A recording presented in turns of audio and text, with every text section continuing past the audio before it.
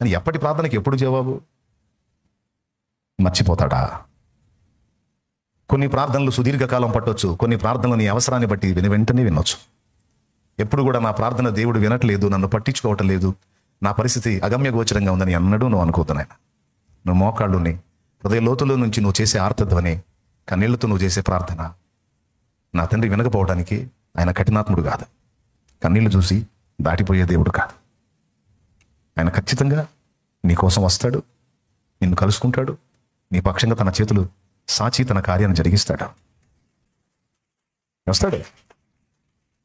నీకు కార్యాలు చేయబోయేటప్పుడు ముందే చూపిస్తాడు. నీకు ఇదిగో నీ విషయంలో ఈ పని చేయబోతున్నాను, ఏడ్చావుగా చాలా రోజుల నుంచి, ఇదిగో ఈ కార్యం జరగబోతుంది, సిద్ధపడు అని చెప్పి చూపిస్తాడు. చూపించి మరి చేస్తాడు. ఇన్నాళ్ళ నీ కన్నీళ్ళకి, ఇన్నాళ్ళ నీ ఎదురు చూపుకి ఇదిగో జవాబు రాబోతుందని నీకు చూపించే కార్యం చేస్తాడు. అబ్రహాం దగ్గర కట్టొచ్చి చెప్పి తర్వాత బిడ్డనిచ్చాడు. ఇన్నాళ్ళు ఎదురు చూసావుగా, ఇంకా జరగబోతుంది, నెక్స్ట్ ఇయరే నిర్ణయ కాలం వచ్చేసింది, ఇక నెక్స్ట్ ఇయర్లో జరగబోతుంది, ధైర్యంగా ఉండని బలపరిచిపోతాడు. వస్తాడు నీ కోసం. 29 సంవత్సరాల క్రితం ఒక స్థలం కొన్నాడు ఒక ఆయన. 29 సంవత్సరాల క్రితం ఒక స్థలం కొన్నాడు విశ్వాసి, మీలాంటి విశ్వాసి. చర్చికి వెళ్తాడు. అది కొన్నప్పుడు మోకాళ్ళుని ప్రార్థన చేశాడు. ప్రభువా, ఈ స్థలం నాకు ఇచ్చావు, ఇది 4-5 సెంట్ల స్థలం, ఇక్కడ నీ మందిరం కట్టబడి ఇక్కడ నీ సేవ జరగాలయ్యా అని ప్రార్థన చేశాడు. ఎప్పుడు మోకాళ్ళు వేసినా తన ప్రార్థనలో అదొక భాగం అయిపోయింది, చేశాడు. తర్వాత ఆయన పరిస్థితులు ఏవో ఇబ్బందులు వచ్చినాయి. ఇబ్బందులు వస్తే ఆయన పిల్లలు ఆయన కోసమే దాన్ని అమ్మేశారు. వేరే వాళ్ళు కొనుక్కున్నారు. తర్వాత ఇదంతా జరిగి ఆయన ఆ ప్రార్థన చేసి ఇదంతా జరిగి చివరికి ఆయన ప్రభు దగ్గర కూడా చేరాడు. ఆ ప్రార్థన చేసిన ప్రభు దగ్గర కూడా చేరాడు. 29 ఏళ్ళు, దగ్గర 30 ఏళ్ళు అంటే మరి ఉంటాడు ఆయన. అప్పటికే పెద్ద ఆయన, భక్తిపరుడు, ప్రార్థన చేశాడు. ఆయన కోసమే దాన్ని అమ్మేశారు. అది వేరే వాళ్ళ చేతుల్లోకి వెళ్ళిపోయింది. 29 ఏళ్ళు గడిచింది.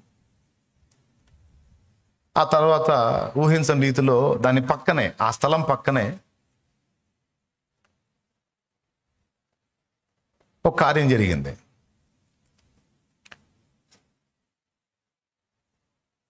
అది ఎవరికి జరిగింది? మనకే జరిగింది. ఒక తిరకాసు జరిగింది. మనకే.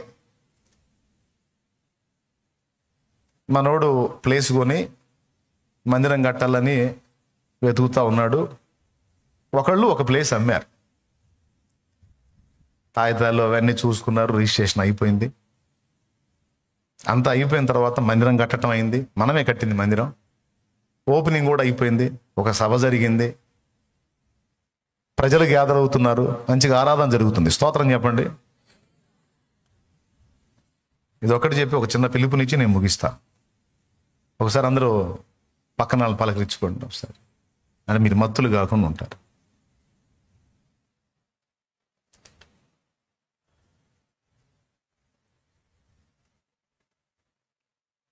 ఇది జరిగింది.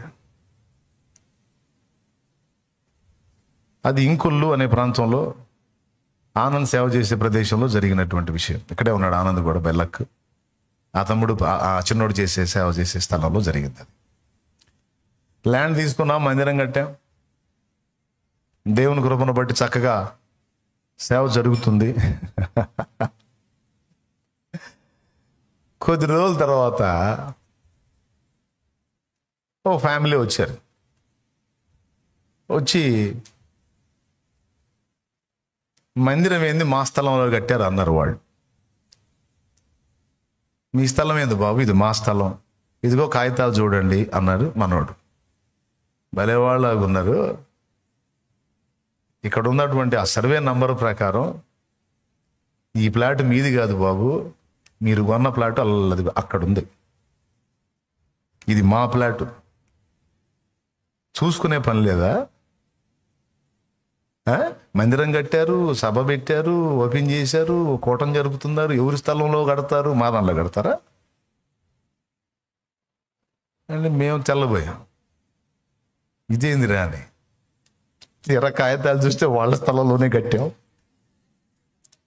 దేవునికి స్తోత్రం కలుగుతుంది. ఏంది నాయన ఆనందం అంటే తేడా పడ్డామన్నా అన్నాడు. ఇంతకు మంది ఎక్కడ ఉందిరా అంటే అదన్నీ ఉందన్నా. మంది ప్రార్థన చేశాం. వాళ్ళతో మాట్లాడితే పాపం వాళ్ళు మంచి మనసు కలిగి, సరేలే అయిందేదో అయిపోయిందిలే, దేవుడి మందిరం కట్టారుగా, పర్లేదులే, మీ ప్లాట్ మాకు రాయండి, ఈ ప్లాట్ మీకు రాస్తామన్నారు. మీ ప్లాట్ అనుకొని మా ప్లాట్లో కట్టారు. అయిందేదో అయిపోయింది, కింద గొడవ. సరే ఇక ఆ ప్లాటే రాయండి, చేసేది ఏముంది మరి. దేవుడు దిగాడుగా ఇడా, దేవుడు దిగాడుగా, ఇంకా ఆయన ఏడు లేపుతాం. సరే అది మీదేది ఉందో అదే మాకు రాయండి, మాది మీకు రాస్తాం అన్నారు. మళ్ళీ పైసా కూడా అదనంగా అడగల, రాసేశారు. అది రాయడానికి వచ్చినప్పుడు అసలు ఆ ప్లాటు మూలం ఎవరని చెప్పని తవ్వితే ఆయన కొడుకులు చెప్పారు, అయ్యా ఈ ప్లాటు వాస్తవంగా మా నాన్న దేవుడికి కేటాయించిన ప్లాటు, పరిస్థితులు బాగలేక మేము అన్నాం. ఇప్పుడు మిమ్మల్ని వచ్చి ఇది ఖాళీ చేయమన్నోళ్ళు మా దగ్గర కొన్నోళ్లే,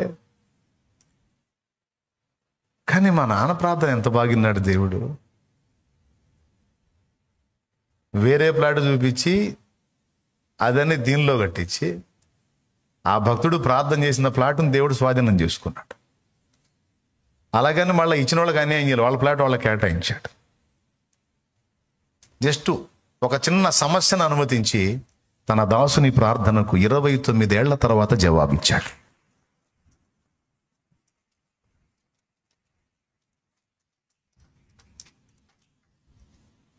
దేవునికి స్తోత్రం. ఈ 29 ఏళ్ళు ఎవరో రాలా, ఏమీ గట్ల. అందులో ఏమర్థమైంది మీకు? ఆశువుగా చేసిన ప్రార్థనలను కూడా సీరియస్గా తీసుకొని తన కాలమందు జవాబిచ్చే రోషం కలిగిన దేవుడు మన దేవుడు.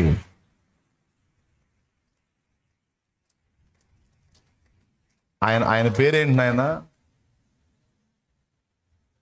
దేవ సహాయమట. ఆయనేగా, అదిగో ఆ దేవ సహాయం. దేవుడిని నమ్ముకున్నాడు, అన్యుడిగా ఉండి దేవుడిని నమ్ముకున్నాడు. ఆయన చేశాడు ఆ ప్లాట్లో, ఆయనది అది. అవసరాన్ని బట్టి అమ్మేసుకున్నాడు, వేరే వాళ్ళు కొన్నారు. అందులో నుంచి వాళ్ళ చేతుల్లోంచి మళ్ళా భక్తుని ప్రార్థనకు జవాబు. ఆయన అమ్మినా సరే ఎప్పుడు రెడీ చేశాడు ఆయన ప్రార్థనకి జవాబు? 29 ఏళ్ల తర్వాత. అయిపోయిందా? ఇంకొక అద్భుతం చెబుతా. అంటే దేవుడు మన వెనక ఎంత సెన్సిటివ్గా కదులుతాడో, మన ప్రార్థనలకు ఎలా ప్రతిస్పందిస్తాడు అనేది ఒక్కటి మీకు క్లియర్గా అర్థం కావాలని చెప్తున్నాను నేను. బాపట్లలో ఇంకొక సంఘటన. అది ఒక దేవుని బిడ్డ కొన్నాడు. అది బాపట్లలో. ఆ ప్లేసు ఆయన కూడా దేవునికి కేటాయించాడు. అదైతే దగ్గర 40-50 ఏళ్ళుది. అక్కడ ప్రార్థన చేశాడు ఆయన, ప్రభువా ఈ స్థలం నాకు ఇచ్చావు, నా తర్వాత నా బిడ్డలది అయింది, నేను మనస్ఫూర్తిగా కోరుకుంటున్నా, నా చేతుల్లో అయినా నా బిడ్డల చేతుల్లో అయినా ఈ స్థలంలో నీ మందిరం పడాలి, సంఘం కట్టబడాలి, ఇది నీ సేవకు వాడబడాలి అని ప్రార్థన చేశాడు. ఆయన తరం అయిపోయింది, ఆయన వెళ్ళిపోయాడు. ఆయన పిల్లలు కూడా పెద్ద వయసు వాళ్ళు అయ్యారు. 50 ఏళ్ళు ఇంచుమించు గడిచిపోయింది. ఇప్పుడు ఈ 50 ఏళ్లలో ఎంతమంది పోయి కొనవచ్చు దాన్ని? ఎన్ని చేతులు మారుండొచ్చు? నేరుగా పోయి మళ్ళీ మనవడే ఎంటర్ అయ్యాడు అక్కడికి. పాస్టర్ ప్రభు కుమార్ పోయి ఆ ల్యాండ్ అడిగితే ఆ ల్యాండ్ వాళ్ళు అమ్మారు. తర్వాత వాళ్ళు చెప్పిన సాక్ష్యం ఏంటంటే, మందిరం కట్టి అందులో ఆరాధన ప్రార్థన కూటమి జరిగి దేవుని సంఘం నడిపించబడ్డ తర్వాత, ఇది మా నాన్న ప్రార్థన. ఇక్కడ ఒక సంఘం కట్టబడాలి, ఇక్కడ ఒక మందిరం కట్టబడాలి, ఇందులో నా దేవుని నామం మహిమపరచబడాలి, అందులో నా దేవుని ఆరాధన జరగాలి అని నా తండ్రి ప్రార్థన. ఈ మాట చెప్పే కొడుకు కూడా పెద్దోడయ్యాడు. చూశారు మరి, 50 ఏళ్ల తర్వాత తన దాసుని ప్రార్థనకు జవాబు ఇవ్వటానికి ఎంతమందిని పుట్టించాడో తెలుసా దేవుడు? 50 ఏళ్లకు ముందే నన్ను లైన్లో పెట్టుకున్నాడు, ప్రభు కుమార్ లైన్లో పెట్టుకున్నాడు. చిలకలూరుపేటలో ఒకటి తయారవుతాడు, వాని దగ్గర కొంతమంది తయారవుతారు, అందులో ఇతను ఒకడు. వారి ద్వారా నీ ఆశ తీరిద్దిపో అని ఎప్పటి ప్రార్థనకి ఎప్పుడు జవాబు? మర్చిపోతాడా? కొన్ని ప్రార్థనలు సుదీర్ఘకాలం పట్టొచ్చు, కొన్ని ప్రార్థనలు నీ అవసరాన్ని బట్టి వెంటనే వినొచ్చు. ఎప్పుడు కూడా నా ప్రార్థన దేవుడు వినట్లేదు, నన్ను పట్టించుకోవటం లేదు, నా పరిస్థితి అగమ్య గోచరంగా ఉందని ఎన్నడూ నువ్వు అనుకోవద్దు నాయన. నువ్వు మోకాళ్ళుని హృదయ లోతులో నుంచి నువ్వు చేసే ఆర్తధ్వని, కన్నీళ్లతో నువ్వు చేసే ప్రార్థన నా తండ్రి వినకపోవడానికి ఆయన కఠినాత్ముడు కాదు, కన్నీళ్లు చూసి దాటిపోయే దేవుడు కాదు. ఆయన ఖచ్చితంగా నీ కోసం వస్తాడు, నిన్ను కలుసుకుంటాడు, నీ పక్షంగా తన చేతులు సాచి తన కార్యాన్ని జరిగిస్తాడు. వస్తాడు. నీకు కార్యాలు చేయబోయేటప్పుడు ముందే చూపిస్తాడు నీకు, ఇదిగో నీ విషయంలో ఈ పని చేయబోతున్నాను, ఏడ్చావుగా చాలా రోజుల నుంచి, ఇదిగో ఈ కార్యం జరగబోతుంది, సిద్ధపడు అని చెప్పి చూపిస్తాడు. చూపించి మరీ చేస్తాడు. ఇన్నాళ్ళ నీ కన్నీళ్ళకి, ఇన్నాళ్ళ నీ ఎదురు చూపుకి ఇదిగో జవాబు రాబోతుందని నీకు చూపించి ఆ కార్యం చేస్తాడు. అబ్రహాం దగ్గరికి అట్టొచ్చి చెప్పి తర్వాత బిడ్డనిచ్చాడు. ఇన్నాళ్ళు ఎదురు చూసావుగా, ఇంకా జరగబోతుంది, నెక్స్ట్ ఇయరే నిర్ణయ కాలం వచ్చేసింది, ఇక నెక్స్ట్ ఇయర్లో జరగబోతుంది, ధైర్యంగా ఉండని చెప్పి బలపరిచిపోతాడు. వస్తాడు నీ కోసం.